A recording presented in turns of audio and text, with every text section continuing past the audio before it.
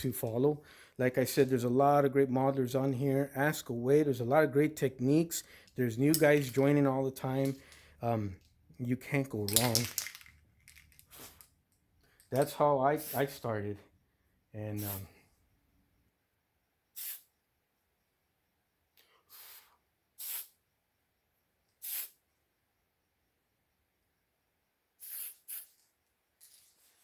William, I got some good news, bud.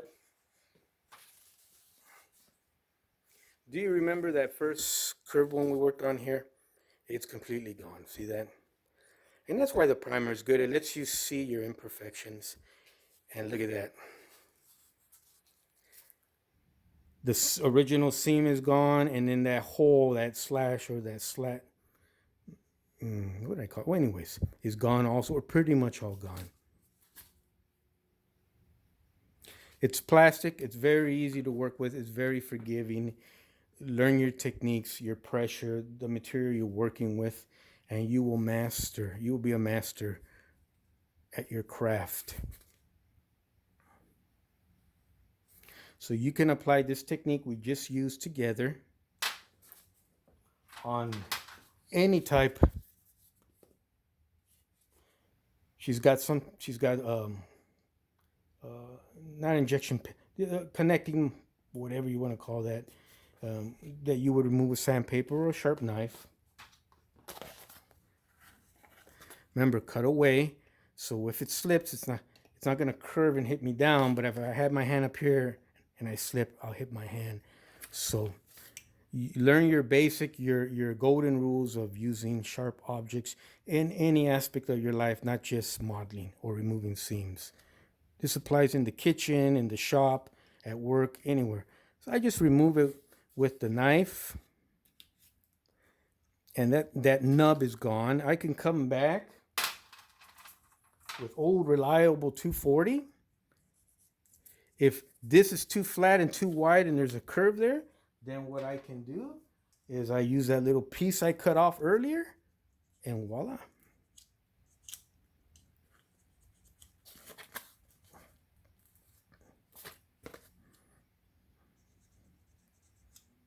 You know, I meant to have a bigger board. Hold on a second.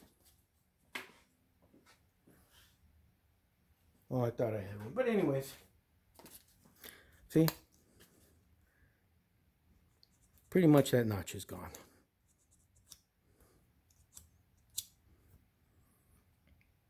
Now, why do I have horses and mounted riders and stuff? This is all World History's Miniatures House fault. I'm going to blame this on Robert over there. I'm starting to buy figures. And I can't wait to start painting and get into this part of the hobby also. But William, check out Robert's World History's Miniatures House. You're going to get hooked like I have. Oh, there you go.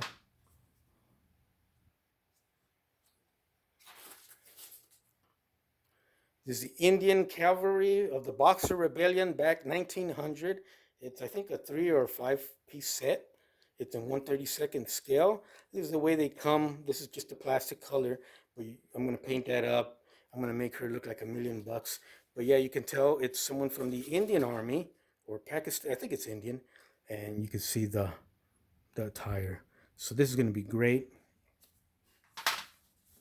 One last quick.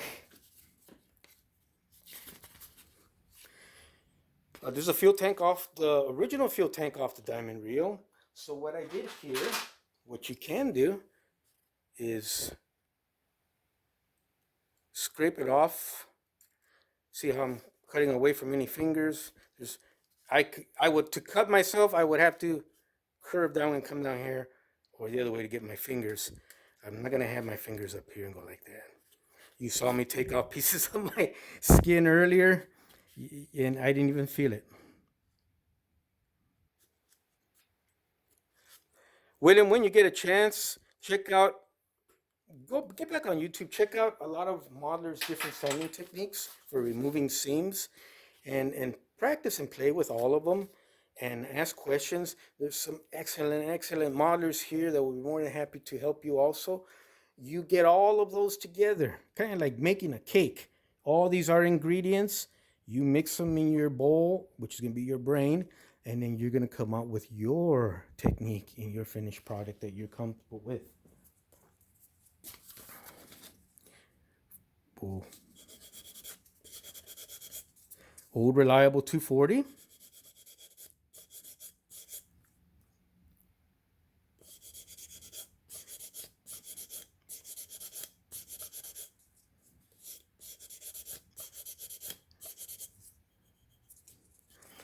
It's not taking off as much as I was happy with, and I'm kind of in a hurry because I don't want to take up everybody's time. We're going to use coarse 100.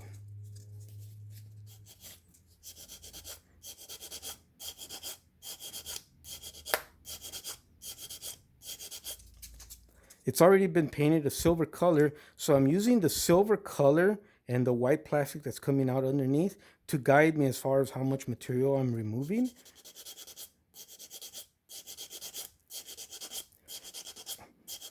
When I don't see silver along that seam anymore, then it should be ready. So what I did earlier, William Feather, is I went ahead and did this practice on this first, and I hit it with primer. And there's your finished product. No more seam. Hardly any seam, pretty much.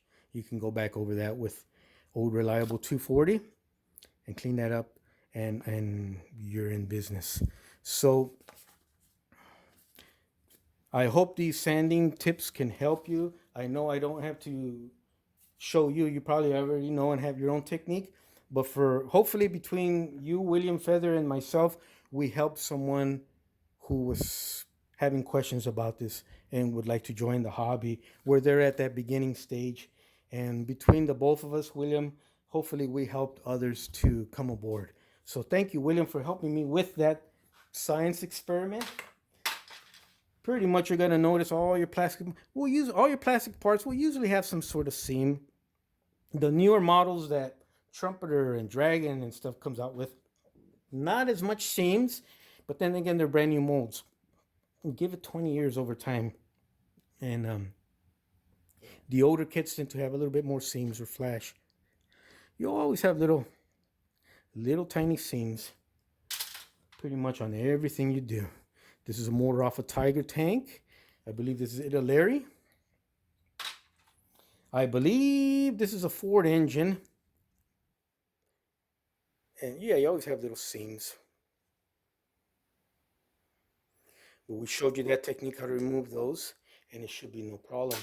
And then on the Detroit Diesel, it came with extra valve covers. So sometimes you have curvature or unevenness underneath the valve covers or the part of plastic you want to work on, and you could just simply put it on a flat surface and kind of sand it down like that. Now this is resin. You got to be real careful sanding resin. You don't want to breathe in that dust. Not good stuff. So do it where you have air blowing away. Set up a fan to blow it away outside, or do it outside. There's different techniques on sanding and working with resin. I do recommend you check out YouTube and the modelers who work with this product, or ask questions as far as working with this stuff, resin is concerned. Styrene is okay. There's a little bit more, you want to be a little bit more careful with this.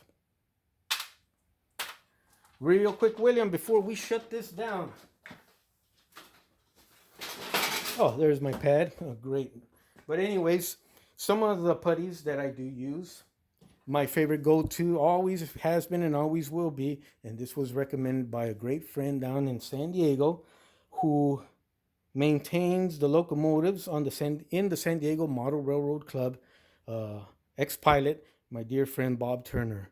Bob and Linda Turner have been friends. We've been friends for close to 30 years now, since I was a young kid in my early 20s. But Bondo's spotting, it's glazing and spotty putty. It's glazing and spot putty. You can pick this up at any auto parts store. It dries 10 to 20 minutes, and you can start sanding almost right away. It's inexpensive, and this tube will last you for years. Another product I was turned to at Brookhurst Hobbies by Brian, and Brian is no longer at Brookhurst Hobbies, is plastic putty by Vallejo. I'm not too happy with Vallejo products, but this actually was pretty, really, really good plastic putty. And I believe it's got stone, from what I heard, stone powder actually mixed into the putty. So you get a nice hard surface. And you can wipe it down with water on the tip of your finger and do a fining smooth sanding. This is great with a little tiny applicator for those little seams or gaps on your parts that you're working on, William. This is great stuff. One last thing I wanted to share with William Feather, and any other modeler that's starting out, or any other modeler or YouTuber that's just serious about their hobby. And I can't emphasize this enough. There's a school, it's free. There's a college. It's actually a college. Actually, it's actually a university for modelers and beginners, experts, intermediates, graduate, all and everything and all in between. Everyone is invited. Um, Background not important. Um, it's the wonderful, wonderful hangouts and live groups that are put on pretty much on a weekly basis, maybe sometimes more than once a week, by Miguel at Devil Dog Games. This is a great YouTube site. I highly, highly recommend it. I'm hooked on it. When I'm working on my projects in the evening, I'm listening to these guys and I'm laughing my butt off. But these are the experts. It's a panel, it's a live group, and then there's I guess a forum over here where people who are not on the live group are participating. You can ask any question. I'm gonna name the names that I know off the top of my head. I hope I don't leave anybody out. But Miguel from DevilDog.Games, this is his YouTube channel. He's got a website. Uh, when you watch his live chats, his hangouts, there'll be the screen will split into six, and you'll have like the Brady Bunch. You'll have six heads talking. You'll always notice in a corner there'll be a beautiful 3D rendition of a part for a motor, an engine, or a frame, or turbo, or you name it. Well, that's what Miguel does, and he works with the wonderful, wonderful new medium of 3D printed parts. Check it out. You're going to love it. You're going to get blown away. But John Paul, Mopar, who apparently is running for president from what I hear, Señor Presidente, Mopar, John Kloss, it just goes on and on. The guys who are on here, Michelle 362, it's just a bunch of experienced, knowledgeable, highly skilled modelers. You stop them, ask them a question, they will answer you and help you out. So this is the university where all modelers go to and hang out, and check it out. You cannot go wrong. And I didn't, there's a part right there. Some sort of catalytic converter, I'm assuming. I'm not sure. But anyways, I did not ask Miguel if I could use this ahead of time. I apologize, Miguel. But I'll ask you when we join next time. But I did want to share with everyone. Don't be afraid. Ask questions, participate, join. You may not have a model, just join. Just come on in, join, and hang out and talk and ask questions. And for me personally, I'm always going to take a Plastic Imaginations workshop model, and I encourage everybody else to also, and that is I will never badmouth a product again. I may point out issues or faults and try and correct them, but I'm going to take Plastic Imagination Workshop's advice, and I'm never going to badmouth a product again. We're lucky to have them, and and I learned something on YouTube, and that made me change the way I was thinking. So check it out when you guys get a chance. William Feather, I hope I was able to help you. Please ask me more questions down the road if you bump into problems or you need advice or just want to share. And if I'm not around, please don't hesitate to ask any one of the more skilled and experienced modelers, and they'll be more than happy to help you out. This is going to be an interesting journey for you. You're going to have a lot of fun, and as you get more models over time, you're going to notice you're going to be getting better and better and better, and people are going to be asking you for advice. So, like always, I welcome all questions, advice, critiques. Everything is welcome. Everything's all good. And my business model is going to be that of a Plastic Imaginations workshop. Is I'm not going to badmouth products anymore. I may point out issues with them, but I'll make sure I try and correct them and fix them and move on. And maybe we all learned something here from YouTube, and I know I did. So you guys take care. But William Feather, thank you, and I hope this helped you. And it was a little long, but I was dying all day to share this with you. You guys take care.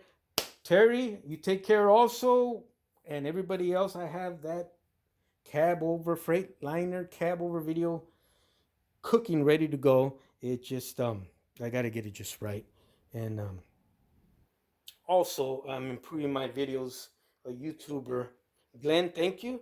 Yes, I am gonna improve my videos, take them a little different direction as far as production is concerned. Glenn, I wanted to thank you for that, sir, and everybody's welcome. And you guys take care. William Feather, you take care, sir.